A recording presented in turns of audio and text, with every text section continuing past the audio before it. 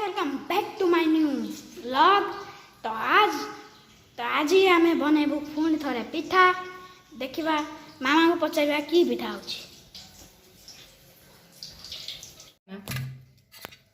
इनके जाऊ करदबा माने चूना को एरा फुटुथुआ पानी रे पकेकी जाऊ करदबा। जाऊ कर दे साला परे ता देहर हमें कोन करिया चूना रखछि। देखो चूना को पका दबा।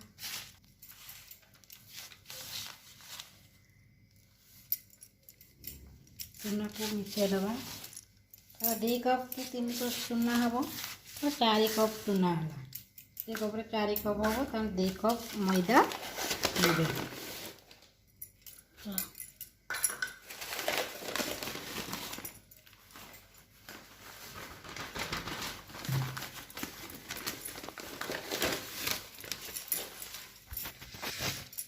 4 कप चूना रे हमें 2 कप मैदा दबा।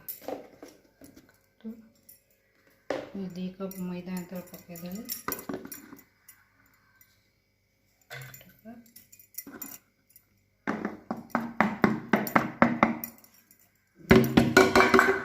2 कप मैदा आओ 1 कप सूजी। 1 कप सूजी देवे।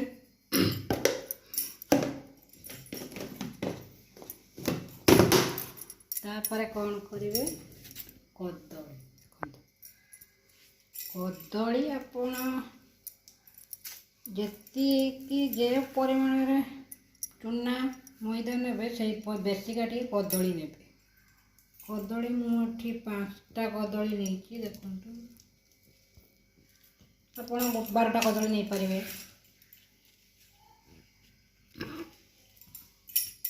भाग माप करिकी आपण कौन करेंगे ना कदली की पकेबे ता देहर कदली पकेबे। कदली की देखो हम पके दूची केमती। तो ये लास्ट सब कदली हमर पके देली। कौन एटा लास्ट कदली हला परे एबे अल्प लुण ने अल्प लुण पकेबी। स्वाद अनुसार टिके लुण पकेबे।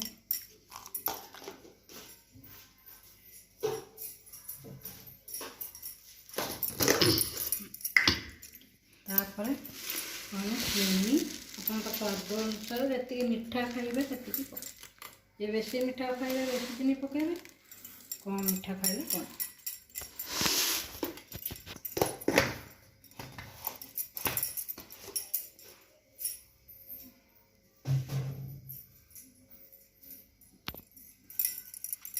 तापर कौन करिवे आपको गोलेई देबे। भल भाव मिक्स कर देबे।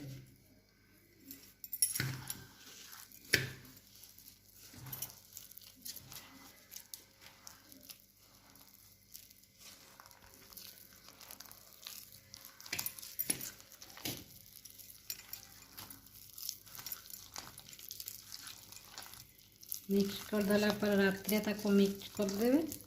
तापर दिन सकाळ को आपण ताको तेल रे छांकी देबे।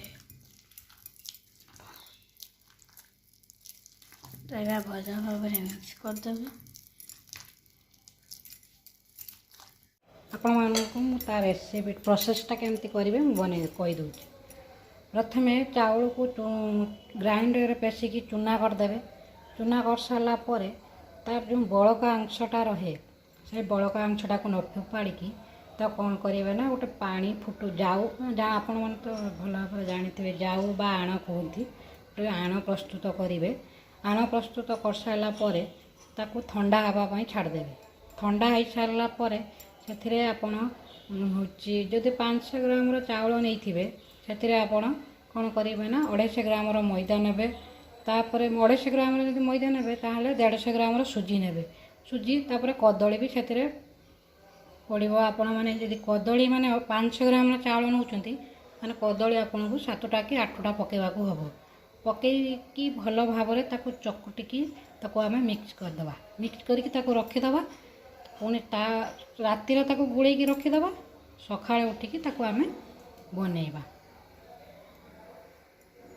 तो अभी देखंतु मुझे रातिर गोलेकी आको रखिदेली एबे ताको बाहर करछि सकाळे उठिकी बनैबा पई।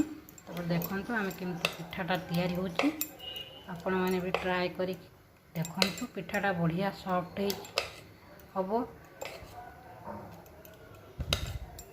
घरे बनैकी खातु आ कमेंट रे कहतु केमिति हला केमिति आपन को लागुची कोन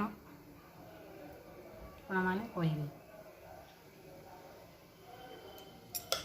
तो ये कढ़ा देखंतु तेल मोर गरम ही आसलानी टे पकईकी तेल रे देखी केमिति ताती कि नहीं। तेल बर्तमान ताती आसलानी तो आपण माने देखंतु स्पेस देलानी यही भाया चामच डंकी गोटे नेबे ये चामच गोटे नेबे जहाँफल कि तार बढ़िया आमर स्पेस गोटे आसो।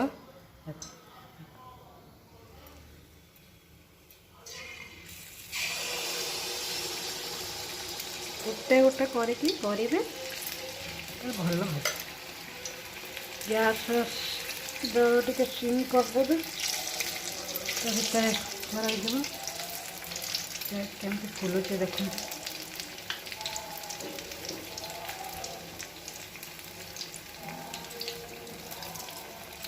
जितेबले आप सका पिठाटा को तैयारी करेंगे तादेह टिके खाइबा सोडा पकईदे पकेले भी हम न ऑप्शनल खाଇବା सोडाटा ऑप्शनल एमती भी कहीं कदली पड़ी तो फुलब ना।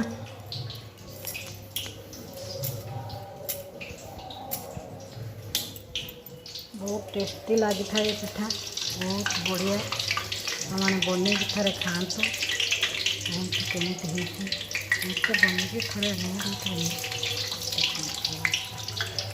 ब्राउन कलर गोटे पट आसीगला ताको आम नौटे देचे केते सुंदर फुली देखते पिठा सुंदर फुली।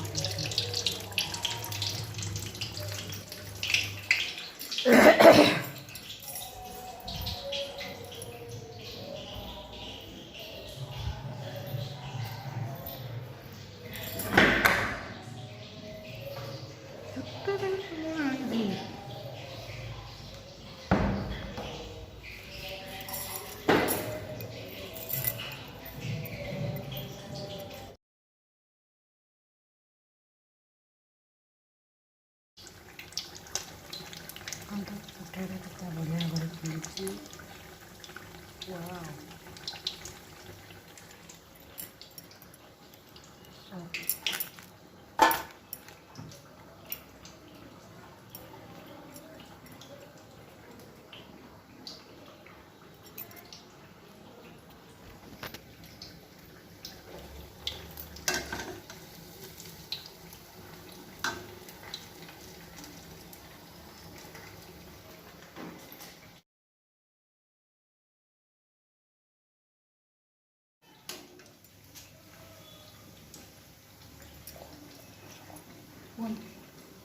देखो पिठा हमारा बना सरी और टेस्ट कर खातु टेस्ट करी कहतु कमेंट रे केमती है।